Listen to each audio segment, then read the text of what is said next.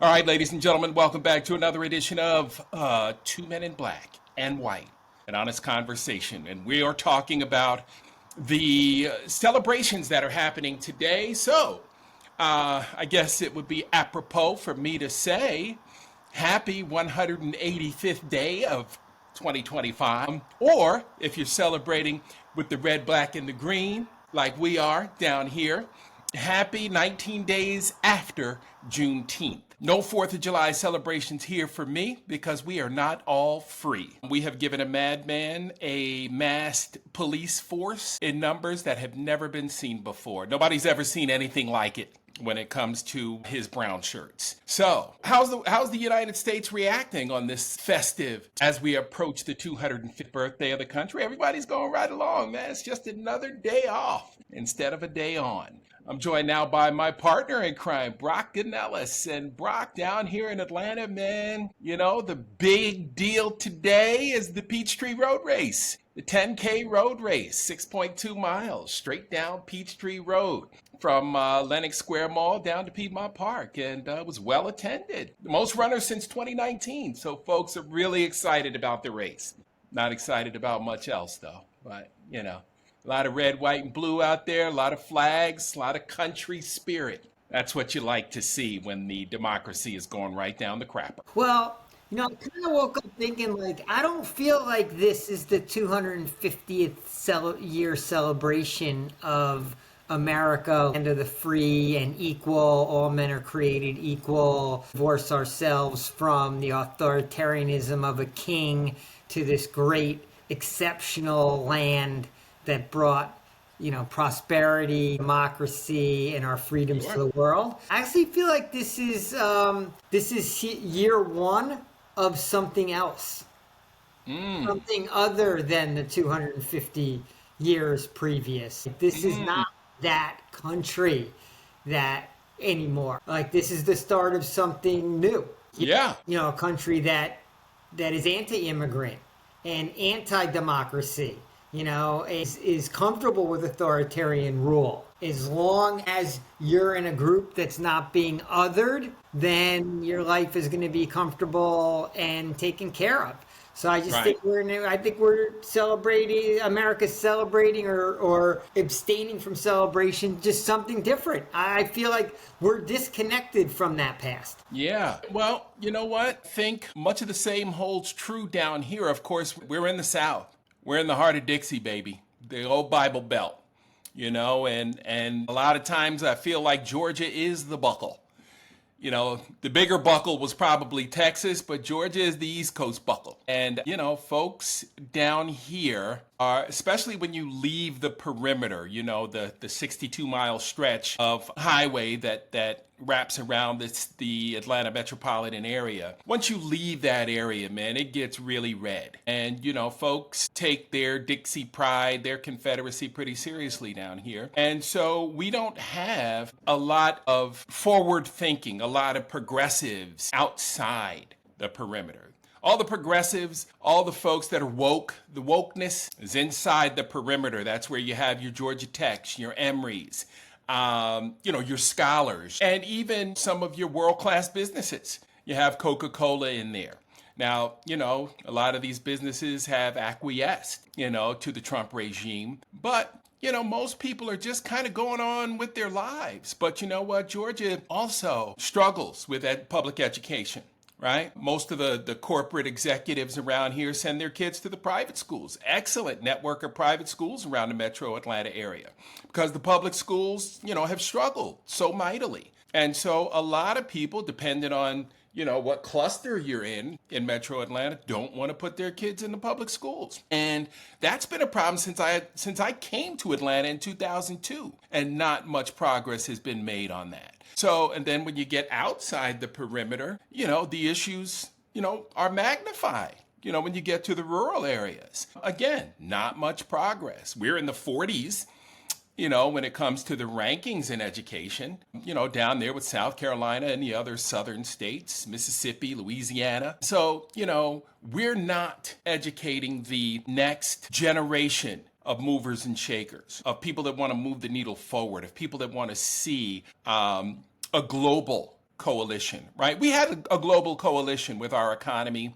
We were globally connected to many countries around the world with the Biden economy, but it wasn't good enough. And, I'm wondering how, if we can't register it to people, through the loss of their health care benefits and watching their neighbors die, I don't know how we do it. Most people are a paycheck away from poverty, right? You lose a paycheck, you're hurting. You're hurting for certain. And so I don't see how, we bounce back from this. And we talked about this yesterday. I mean, like you said, how do you bounce back from authoritarian rule? Erdogan is over there, basically sharing notes with Trump. I can't hear you, buddy. It's interesting how you depict Georgia being like sort of has a perimeter around Atlanta and then red everywhere else. So I'm like in a 50-50 area. So it's sort of rural-ish, but maybe just like outside the suburbs. It's not like true country, right? It's upper state New York, but in between the capital and New York City, so it's not that far away. So it's this interesting mix. I'm just finding today it's almost there's I'm not seeing any barbecues, no gathering of people, no parade. It's as if July. Now, I haven't even heard like a firecracker yet. Right? Not one of you is even at a firecracker, and it's like almost 6 o'clock, right? It's almost like there's the disillusionment of those like myself who feel the country is totally going in the wrong direction. This is not like true MAGA world. So even though it's 50% Republican, these are people who maybe like what Trump is doing in most part, but probably think he's overreached. So they're not out jingoistically waving flags, and there's not like a MAGA movement going on here either. They're not feeling great about the United States either. I just get this sense of this malaise of sort of just that everyone's kind of unhappy-ish type of feel in my area. Like I don't see, no one is celebrating 4th of July. It's like, it's not happening. I'm curious to see at like 9 o'clock at night if there's a fireworks show, this or that. I feel like it may have been canceled. I just wonder if it's reflective of like where the country is, and so many people on the right are unhappy with where the country is. And no, they can't even go out and celebrate because they know 50% of the other people wouldn't come out there with them. And there's just this, everyone's sort of like just in their house, either rooting for or against what's going on around them. Yeah. How about the latest civics polls out of Texas and Florida showing Donald Trump underwater? Yeah. 49% disapproval in Florida. In Florida and Texas, he's underwater. What does that say? But again, Brock, how does it translate to the voting booth? If in fact we're allowed to go to the voting booth next time around, it doesn't really matter. Yeah, but right? Like I saw that today, and I'm like, well, big whoop, doesn't matter. When it comes for action, they'll still vote the same way, but there's no doubt that people are they're uncomfortable, if not unhappy, uncomfortable with the way things are being done, even if they were waving mass deportation placards at the GOP convention and cheering it on from their living rooms. It doesn't feel and look right to them. There's no one sitting around saying, wow, this is great, 16 million people are going to get kicked off of their health care. I mean, yeah, there's a handful of total assholes in America, like every other country in the world, who are maybe truly cheering it, as long as they think no one in their orbit that they care about is swept up in it. But it's hard to be that person unless you're in the 1%. You're living a normal life, and you have people in your friends group or family group that are actually going to be directly affected, even if it doesn't directly affect you. So yeah, you may not be like out protesting against it, but you're not happy about it. Right. You're not happy, and you might not hate all your neighbors. So even if you totally disagree with them on your politics, you don't want to live in a society that's so contentious that you barely can have a conversation with them.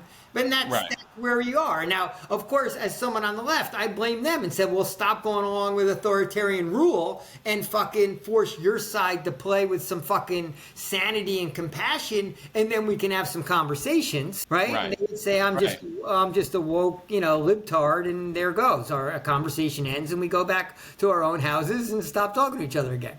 Right. But Brock, we're going I believe, a step too far in terms of the legal portion of this and the inability to combat it in the courts, right? Because the courts are how we made progress as we started the turn of the century and we moved into the 21st century, right? We had Plessy v. Ferguson, right? We had Brown v. Board of Education, right? We had the Voting Rights Act, right? We had the civil rights. Like, the courts were where we could go for level-headed reasoning and interpretation, and as accurate as we can get interpretation of the Constitution.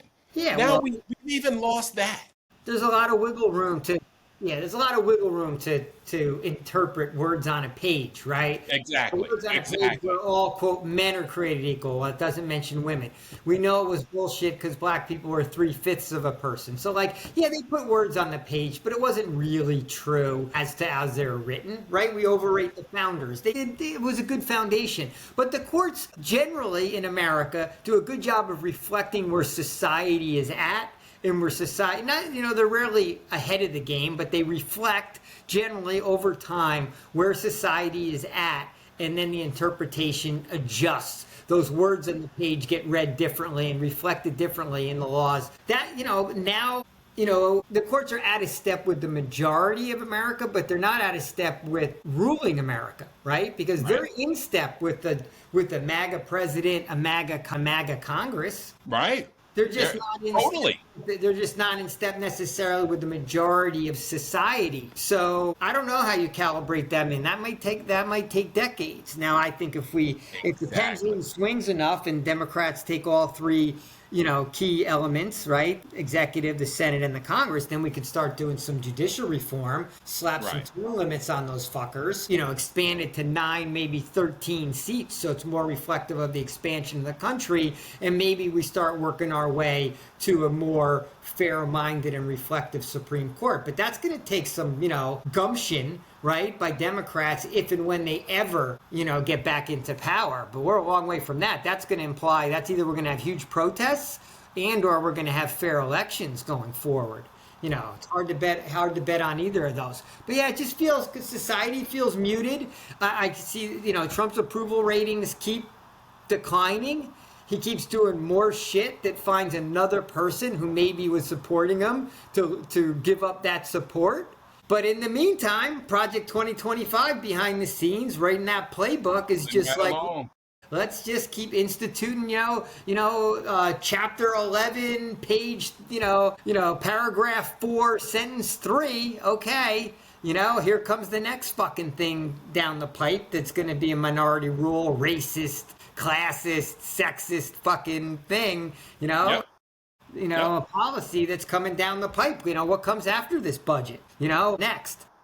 And so with this minority rule, where do you think we're going here in terms of Project 25? Because I thought of that and I was like, wow, it's pretty bad already, but it's only going to get worse. I mean, we're only, 6 months in, 7 months in? And we've we've got a long way to go on their to-do list, if you will, on Project 2025. Like, this thing could really get ugly for us others. Yeah, we haven't, there's some departments that they haven't totally abolished yet that they're going to keep going after. They haven't gone after Social Security and Medicare yet, but that would be next. Certainly just so many more deportations to go, right? You're going to build all these facilities and have this fucking, masked armed militia running around, which is, once again, any group of people that is not Christian, white, evangelical, fucking mainstream better watch the fuck out. And I've been saying for at least a week now, warning Jewish Americans, don't get all fucking excited because Trump's pro-Israel and he's letting Netanyahu bomb his way through the Middle East, and he's fucking letting Netanyahu fucking, pummel the Palestinians in Gaza. Don't think that you cozy up to Trump, because just this fucking morning when he's out in Iowa talking about this big budget going through, he's out there using anti-Semitic language in Iowa to that comfortable no Jews in Iowa crowd, right? Yeah. Talking about, bankers and Shylocks, right? So immediately slipping into that anti-Semitism and how quick it can turn on Jews, right? And it's going to happen happen, right? It's going to happen because it's going to happen to every group that's not middle of the road, sympathizing America. And Yeah. it's on the tip of its tongue. He's always like, it's always there for him. He's a 1970s racist, right? He's Archie fucking Bunker. Right. Archie Bunker is president. He has biases against all you fucks, plus anyone who goes against him. Right. A lot of fucking people. And think about it, Brock. He's in Iowa, got a crowd out there, and that's the voter that Ken Martin and company want to go try to get. The guy sitting at the fucking diner in Middle America, Iowa, who just lined up to hear Trump, espouse that bullshit. And you're not getting that guy. You're not getting that guy. So why are you and running David Hogg out of here? David Hogg's got something to prove, something to live for. He's got something to fight for. He watched his friends die by a killer, a mass murderer with a military weapon, street sweeping through his school. All right. You think that kid doesn't want to fight for change? Right? Everything that kid has done since the day after that horrific incident at Parkland has been for change and for the betterment of his community. Right? Why would you run that guy off? Right? Why is he not of value to one of the things that we're talking about? Right? Like, I just don't understand what we're doing trying to get people who we know are not going to come this way. Iowans don't understand anything about diversity. The only diversity they know is that they got some Hispanic folks working on their farms, right? Because it's cheap labor, right? They might give them a place to stay because they got, 100 acres out there. And, it's easier for them to be at work on time if they stay on the property, right? I mean, come on, bruh. Like, we've got to have common sense solutions to beating Republicans, right? We've got to do better messaging. Republicans always own the messaging war, and we're seeing it again, right? Democrats are sitting here patting Hakeem Jeffries on the back for standing on his feet for 9 hours. I get it. It ain't easy. It was an impassioned speech. But what did we do in the end, right? We ended up with the Mad King with exactly what he wanted and his celebration on the 4th of July, all right? We ended up with Joey Chestnut winning the hot dog battle again today, right? That was well attended. Nobody took that off, right? So, we've got to start disruption is the key. Until we disrupt these activities and this Project 2025 crap, right? Because the schools are next, right? They're already cutting out SNAP benefits. They're already cutting out, discounted lunches and those kinds of things, right? Now they're going to start cutting, resources, right? Cutting down the money needed to keep the physical plants in good shape in the urban and rural areas, right? School choice. The vouchers are going to go up because Lord knows, have you looked at the price of a prep school in the New England area? Brock, Google it. The average price is probably $6K. Okay, right there near you in Poughkeepsie, there's a prep school. I can't think of the name of it, but it 75, 80K, bro. Millbrook, I believe it is.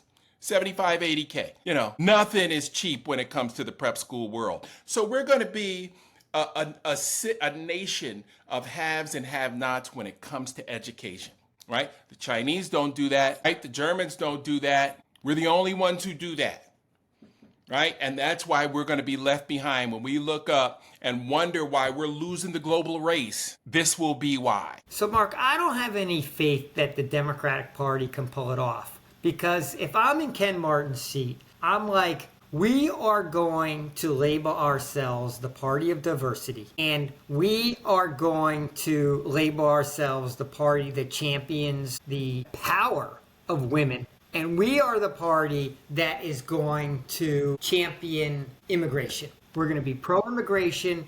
We're going to be about diversity, and we're going to make the pitch to America that it's the diversity that makes America great, and it always has. It's looked differently over the years, but it's always been the diversity of thought, the diversity of society, the diversity of communication has driven us forward. And we've attracted the best and the brightest because of that. And I don't understand why the Democratic Party, doesn't want to go that route, except that I do understand it because they're afraid the white people won't buy into it and they'll all run to MAGA, and they don't have the numbers yet, and Right. therefore you get Alyssa Slotkins trying to play that Midwest, woke and weak type of messaging, right? And that's why they keep fighting for that guy in the Iowa diner, because they are that guy in the Iowa diner, and they're comfortable talking to the white guy in the Iowa diner. That's an easier conversation for them. Yeah. And I don't get it. Why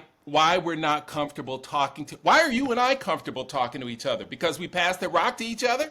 So I was Right? going to get to that. I don't think it can happen through the party. So it's going to maybe just have to happen. I mean, I want it to happen through the protests. If we'd all get out there fucking protesting together, then people would be talking at those protests and spending a day together, and they'd get more and more comfortable and confident with each other. But maybe they can't get out there together until there's more conversations, and it may just have to come from the grassroots of more black, white, Latino people having the conversations and talking about the America that they want to have coming out of this, that builds that greater force, because the Democratic Party is failing on this front, even with Hakeem Jeffries, a black man, as the head of the Congress, Right. and Chuck Schumer, a Jew, as a head of the Senate.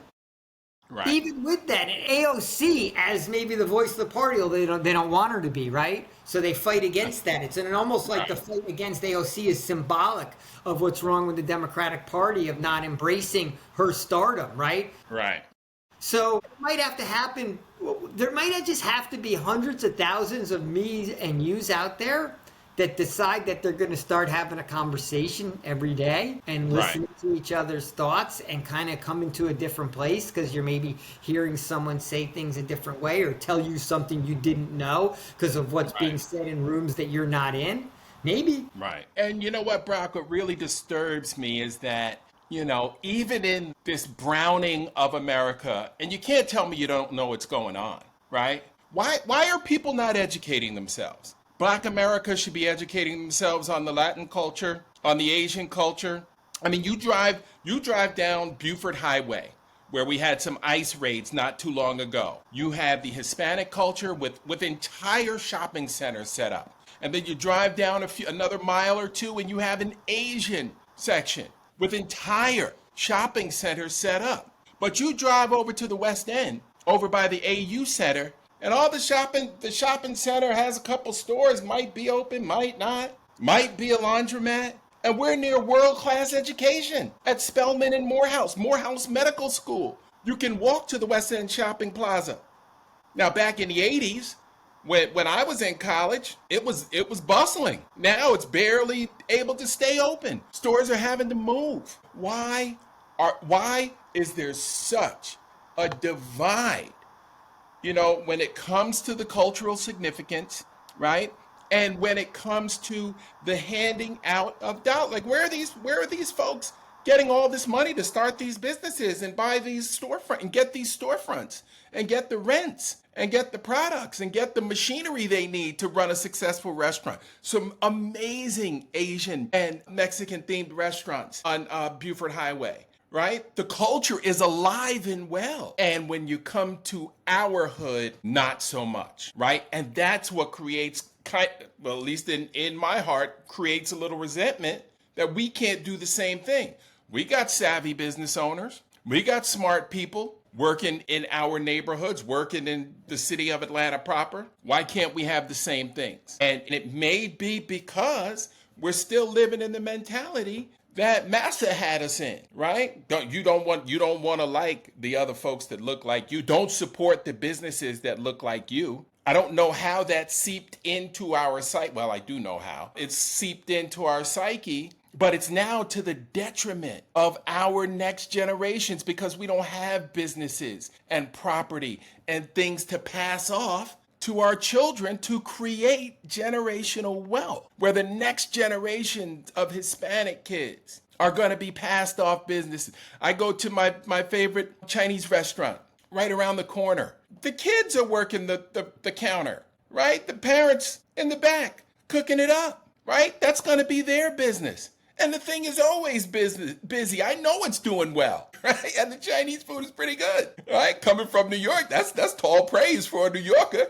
Turn your mic on. You had been saying, right, about where the young people, right? Like, you know, we're going to need them to come out to fight for fair opportunity, right? For themselves and for their own future. Yes. Right. I think they're all on social. We know they're all on social media, right? So they're doing shit on TikTok and they're doing blurbs, but I don't know if, I mean, in a way, maybe too many of them are trying to chase online success versus broader, you know, real world.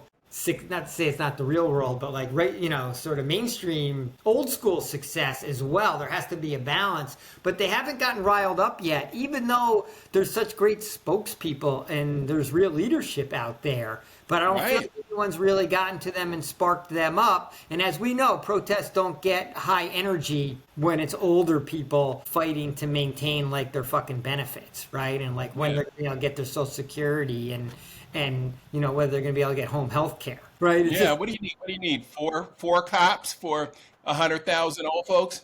Yeah, in New York City, that's what it's like.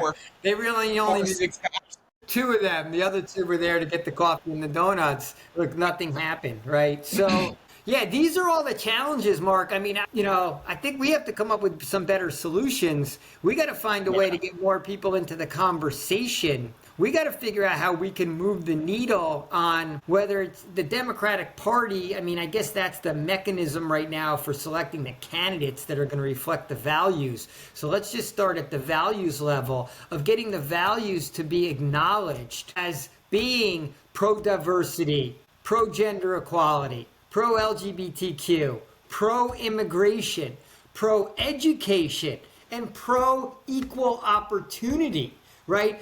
Right.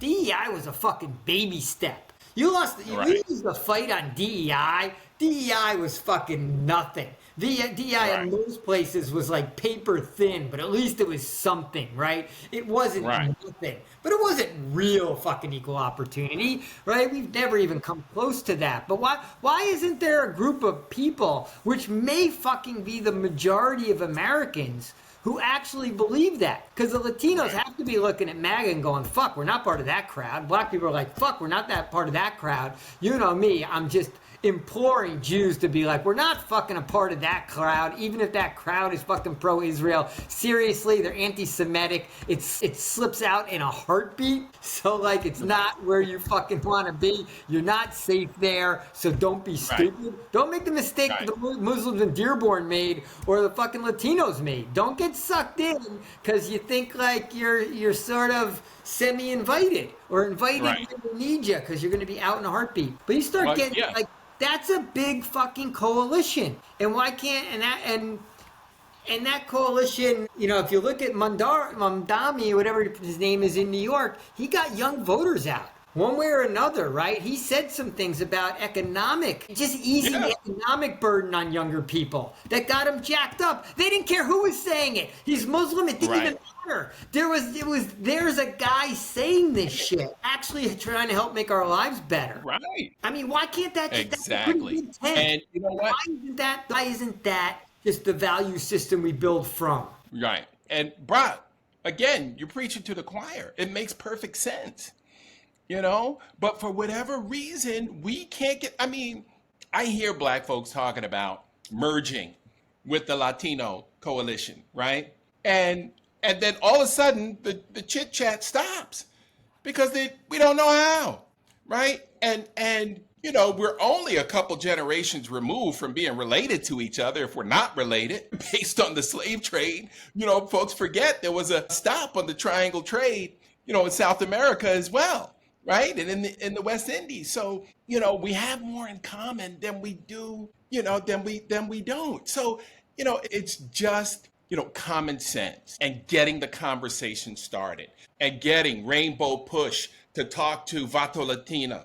I mean, why aren't these large groups with large followings talking to one another? Because that's the answer. That's the answer, at least at the election booth. And it's the answer when it comes to disruption, right? Because if we all start fighting back like the Haitians did when they came to try to forcefully remove a family, right? And the neighborhood said no, right? The neighborhood said this is not going down like this, just like they did in San Diego, right? Now imagine if we all come out for our neighbors. That's the kind of disruption we need to be able to create. But we got to do it together, right? If just Black America is doing it, or if just Latin America is doing it, or just Asian America is doing it, it's not going to fly because they got numbers, right? ICE has numbers, and they got the police on their side. So we've got to figure out a way, to disrupt with numbers that overwhelm them and punch Trump in the mouth, like you said in the very beginning, like you said when we first started this clan bait. Hit him in the mouth, right? And he'll back up, because that's what bullies do, right? Once bullies get hit in the mouth or in the nose and they see that first taste of their own blood, they back right off. And that's what we need to do. That's what we need to do. I wonder if there was a big anti-ICE protest that was Latino driven, that Black America really glommed onto and said, we're going to come out here with you. Because even if it's just because, hey, we know we're next, right? They're starting with the Haitians, but they're going to start targeting the Black community. I wonder how much of those huge white protest crowds would stay out there, right, and join in. How many of them would scurry home and be afraid to be in that company, and how many of them would be like, wow, thank you, all right, here we go, now we're all out here. I would hope at least half, because those are a lot of white people out there, right? No doubt. They didn't get shit done. They didn't accomplish. We have not, right? I was a part of those. We have not accomplished a fucking thing from those protests yet. But we were out there, showed some numbers. A lot of lattes sold. Yeah. So a lot of $8 cups of coffee. As usual, right? It's like a bunch of white people on the dance floor, right? It didn't have much rhythm. It wasn't, but they're out there. So maybe with a little sizzle added to a little spice and sizzle added to it, maybe it does, it creates a bigger brew. But we got to have more of these conversations going on. We got to get more people on the same page with each other. We got to get more people empathizing with each other, saying, yeah, I get it. Hey, Latinos, okay, you voted like fucking idiots, at least a portion of you. But, okay, we, except for Black women, we've all done that in the past, at one point or another, gotten on with the wrong candidate. We've all made the mistake, right? Right. So it was at some point or another, right? So, okay, we're going to give you a mulligan on that. You're getting fucked. You are getting fucked by MAGA world. No doubt. You're the first target. Your communities are getting decimated. We see it. We hear you. We got your back. We need to put a stop to this. Right. Maybe the white and Black communities, we've got to really just endorse the Latin community, bring them into the fold and say, let's go, let's attack this together. That's one way maybe we can get at it. Maybe we need those town halls need to maybe be AOC and Jasmine Crockett together talking this message. Right. Maybe Julian Castro and Maxwell Frost together talking this. I'm trying to think of another, Latino leader. What's his name? The senator from California. Padilla is out there with a Wes Moore or someone like that, and they go and do a little bit of barnstorming and talk about the commonalities between the groups and get a little of that mojo going, because that would scare MAGA a little bit. MAGA really wants all the other groups fighting with each other. They fear They fear a unified front is what they fear. Unified front and togetherness. They see the numbers, right? The numbers get big quick, because that's what they fear at the voting booth. That's why they voter suppress. Right. All right, bro. Looking forward to the 186th day of the year, and we'll celebrate that tomorrow, just as we did today. Just another day? Yeah, just another day in the life. All right, good stuff, Mark. All right, we got some ideas to build on today, though. All right, sure. Always a pleasure. Absolutely. Okay. All right, thanks, Mark. Talk to you tomorrow. Peace.